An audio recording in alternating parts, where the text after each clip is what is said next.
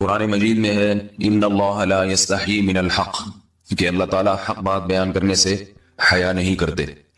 حدیث میں بھی بعض ایسے مسائل کو اللہ کے رسول نے بیان کیا ہے صلی اللہ علیہ وسلم نے جو بظاہر حیا کے خلاف ہیں، مگر اس لیے بیان کیا کہ اگر آپ صلی اللہ علیہ وسلم بیان نہ کرتے تو لوگ ان بے شرمی کے کاموں میں مبتلا ہو جاتے۔ اسی وجہ سے میں بھی یہ ہمت کر رہا ہوں کہ ایک اور ایسا گناہ جس میں لوگ مبتلا ہیں اور وہ ہے حیا کے خلاف، مگر ہے بہرحال شریعت کا مسئلہ اور لوگ اس میں گناہ میں مبتلا بھی ہیں، اس لیے بتانا ضروری ہے۔ وہ یہ ہے کہ لوگ شادی کے بعد بھی آج کی نوجوان نسل زوجہ سے، بیوی سے غیر فطری طریقے سے ہم بستری کرتے ہیں، انٹرنیٹ پہ بیہودہ فلمیں دیکھتے ہیں، تو جو چیز انگریزوں کی دیکھ رہے ہیں کہ ان کے کلچر آہستہ آہستہ میڈیا کے ذریعے ہمارے معاشرے میں بھی آ رہا ہے۔ اللہ کے رسول صلی اللہ علیہ وسلم نے لعنت فرمائی ہے، ایک روایت میں ہے کہ اللہ اس کی طرف دیکھے گا نہیں کہ جو اپنی زوجہ سے پچھلے راستے سے ہم بستری کرے گا۔ یہ بیماری بھی، یہ گندگی بھی لوگوں میں پھیلتی جا رہی ہے، خاص طور پہ جن کو لڑکوں سے بدفعلی کی عادت پڑ جائے تو وہ زوجہ سے فطری راستے سے ہم بستری نہیں کرتے۔ اللہ نے فرمایا کہ نساؤکم حرث لکم، یہ تمہاری زوجات ہیں، بیویاں ہیں، یہ نسل بڑھانے کے لیے ہیں، تو اسی راستے میں انسان اپنی خواہش کو پوری کر سکتا ہے جس راستے سے نسل بڑھتی ہے۔ اس کے علاوہ کسی اور راستے سے اپنی خواہش کو پورا کرنا یہ حرام ہے، گناہ کبیرہ ہے، گندگی ہے۔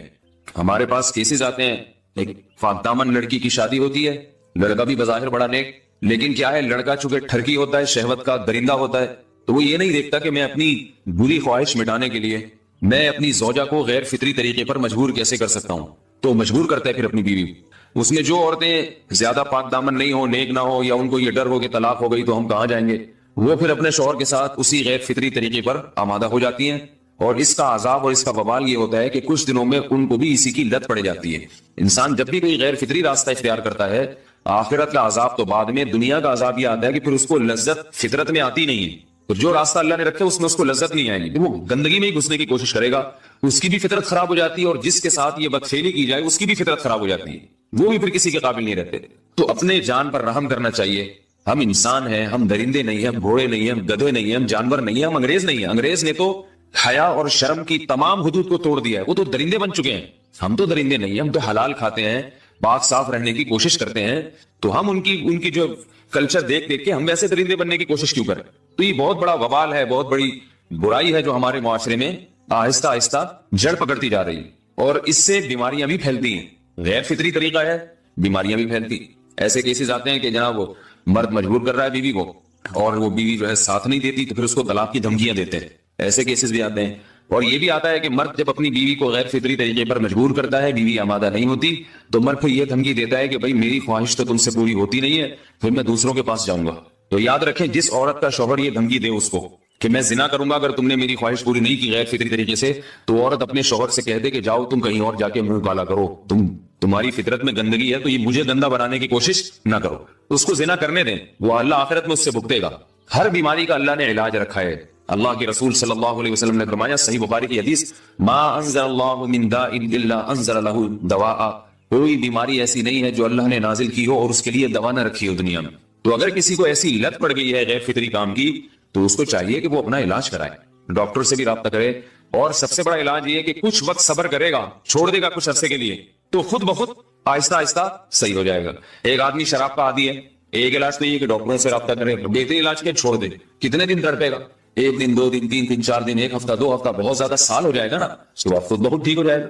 سگریٹ کا عادی ہے، چھوڑ دے گا، تو کتنے لوگ ہم نے دیکھے ہیں دن میں 20 سگریٹ پیتے تھے، چھوڑنے پر آئے تو بالکل ایک دم چھوڑ دی انہوں نے، آہستہ آہستہ کر کے چھوڑ دی، لیکن تکلیف ہوئی مگر عادی ہو گئے۔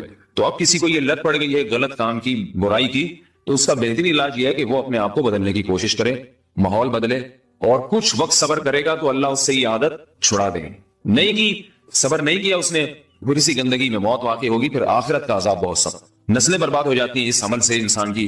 تو بات حیا کے خلاف ہے، مگر یہ کہ ایک بزرگ تھے، وہ بات فرما رہے تھے، تو کسی نے پوچھا کہ حضرت آپ حیا کے خلاف بات کرتے ہیں، تو انہوں نے فرمایا تم بے حیائی کے کام نہیں چھوڑتے، ہم اس چھڑوانے کے لیے بات کریں تو ہم برے ہیں، اور تم کام کرو تو بھی برے نہیں۔ برائی کا کام کرنے میں برا نہیں بنتا، اور برائی کے خلاف بولنے والا برا بن جاتا ہے کہ دیکھو یہ کیسی باتیں کر رہے ہیں۔ تو وہی باتیں ہیں، اس لیے ہیں کہ یہ معاشرے میں یہ برائی پھیلتی چلی جائے گی، اور یہ ہماری اپنا کلچر نہیں ہے، یہ امپورٹ ہو رہا ہے باہر سے، یہ امپورٹ ہو رہا ہے، یہ وہاں میڈیا کے ذریعے آ رہا ہے۔ تو وہ چیزیں دیکھا نہ کریں اور ان لوگوں سے دور رہا کریں۔ ہمیں تو دین کا داعی ہو کے ان کو ہدایت پر لانا تھا، بجائے ہم ہدایت میں چل کے دوسروں کو چلانے والے بن کے ان کے راستے پہ ہم نے چلنا شروع کر دیا. اللہ تعالیٰ ہمیں اب دیکھیں ان کے یہاں ایڈس کا مرض پھیل گیا ہے. آپ بتائیے یہ ایڈس کا مرض ہمارا ہے کیا؟ یہ بیماری ہماری ہے یا ان کی ہے؟ ہمارے یہاں بیماریاں ہیں, کھانسی ہے, نزلہ ہے, ٹھیک ہے نا, بلڈ پریشر ہے, شوگر ہے, یہ بیماریاں ہماری ہیں. کوئی اللہ کا شکر ہے گندی بیماری ہمارے یہاں نہیں ہے.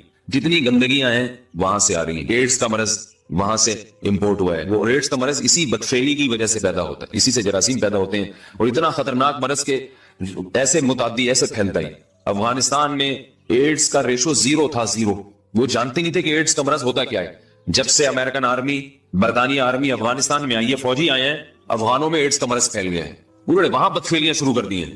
تو وہ تو حالانکہ ان کے لیے زنا کتنا سستا ہے نا ان کے لیے زنا, پھر بھی وہ لڑکوں کی طرف مائل ہوتے ہیں. تو اتنی گندگی, ایسا گندا جب انسان بن جائے پھر اللہ اس کے وجود کو برقرار نہیں رکھتے, اور رکھتے ہیں تو پھر آخرت میں سزا دینے کے لیے اپنے آپ کو ان گندگیوں سے بچانا چاہیے, حلال پہ اکتفا کرنا چاہیے. اللہ تعالیٰ ہمیں حلال پہ قناعت کی توفیق عطا فرمائے اور پاکیزہ لوگوں میں ہمارا شمار فرمائے. اگر شادی شدہ عورت 40 دن میں بھی ایک دفعہ, اچھا بھائی دیکھو یہ حیا کے خلاف مسائل جو ہے نا یہ اس چینل پہ نہ پوچھا کرو. مرد پر لازم ہے کہ کم سے کم 4 مہینے میں بیوی سے ایک دفعہ وہ لازمی ہم بستری کرے. تو اگر وہ 4 مہینے میں ایک دفعہ بھی نہیں کرتا تو پھر جو ہے وہ دیانتاً ذمہ دار ہوگا. اس بات کا خطرہ ہے کہ وہ گناہ گار ہو, کیونکہ حضرت عمر رضی اللہ تعالیٰ عنہ نے قانون بنایا تھا کہ 4 مہینے سے زیادہ کوئی بیوی سے دور نہ رہے. تو کم سے کم اتنا ہے لازمی. تو اس